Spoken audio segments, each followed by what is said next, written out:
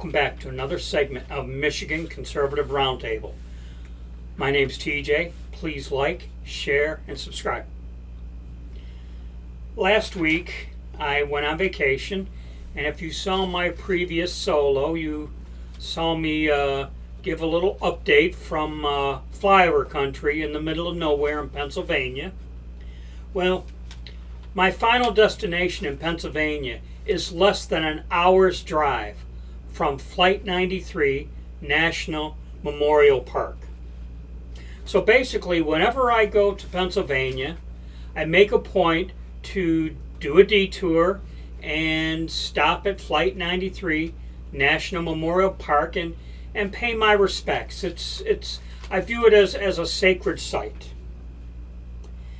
September 11th, 2001, the day when Flight 93 crashed into a field just north of a small Pennsylvania town by the name of Shanksville, Pennsylvania.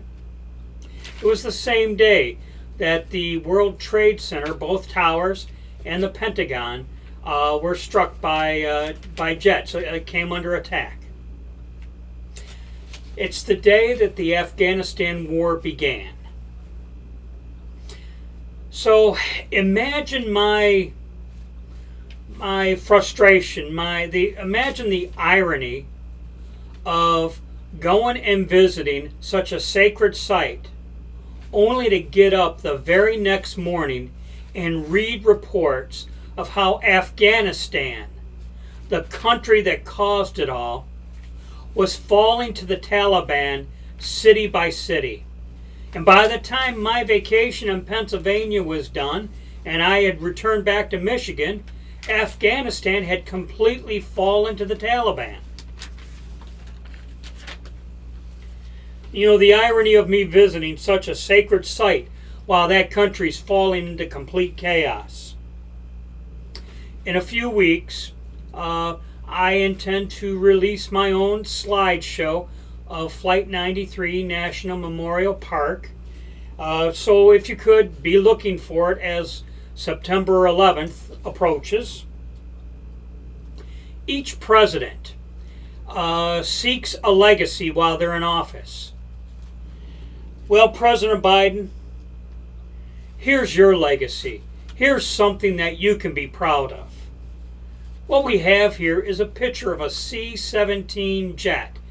Upon liftoff, people in Afghanistan, civilian Afghanis, were so desperate to get out of the country, they attempted to hold on to the landing gear. And upon the C-17 taking off, it appears a couple people fell to their death from the landing gear. Also, I saw a photograph of one person who got wedged in. He died.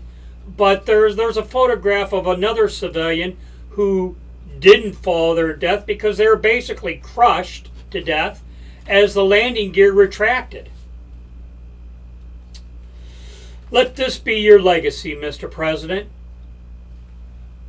This is Vietnam all over again. Part 2.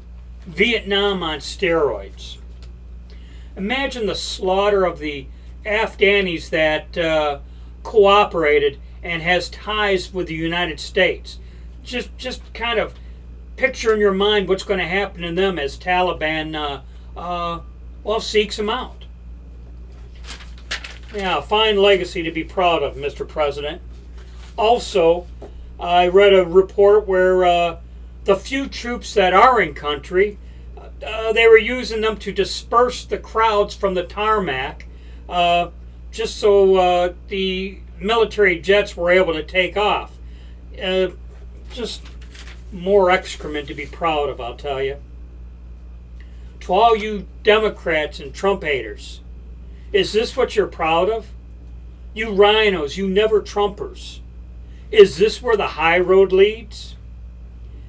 Shame on the American people for going along to get along regarding last year's electoral anomalies.